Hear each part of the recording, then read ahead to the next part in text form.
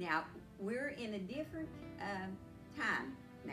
We're talking about Isaac, who has grown up and is a young man, and he's ready for a wife. So, our lesson today is a wife for Isaac. I hope you had a good week this week. I have. And I hope you will have a good weekend because that's coming up. And we are finishing up this series on Abraham. But it's going to end with Isaac. A wife for Isaac. Isn't she beautiful?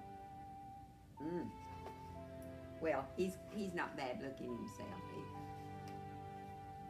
When Sarah died, Abraham knew that he would not live much longer. In those days, the parents always found wives for their sons. Abraham called his oldest, most trusted servant to tell him how he must go about finding a wife for Isaac. Abraham sent the servant all the way back to Haran to look for a wife for Isaac. Abraham's brother Nahor still lived in Haran. Abraham hoped that the servant would be able to find in that tribe a wife for Isaac. When the servant eventually came to the country of Nahor, near the town of Haran, it was evening. He stopped beside the well outside the town. Soon the women would be coming out to get water. Before they came, the servant prayed that God would make the lady who should be Isaac's wife answer him in a special way when he spoke to the women. If he asked one of them to let down her jug into the water and give him water to drink, then the right one must not only give water to him, but to his camels as well. And Rebekah, the daughter of Bethuel, Abraham's nephew, did just that. After the servant had spoken with Rebekah, she ran on ahead to tell her family what had happened. When he came to Rebekah's house, the servant told her family why he had come.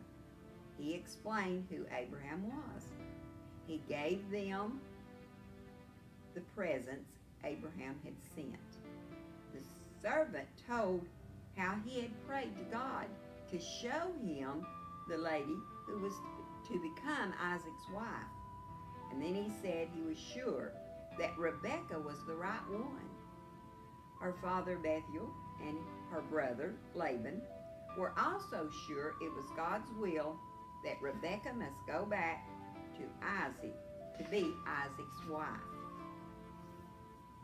On the evening that Rebekah and the servant arrived back near Abraham's tent, Isaac was out in the field. He saw the servant coming, and he went out to meet them. And when he saw Rebekah, they loved each other right away. Soon they were married. For the first time since his mother died, Isaac was not lonely anymore.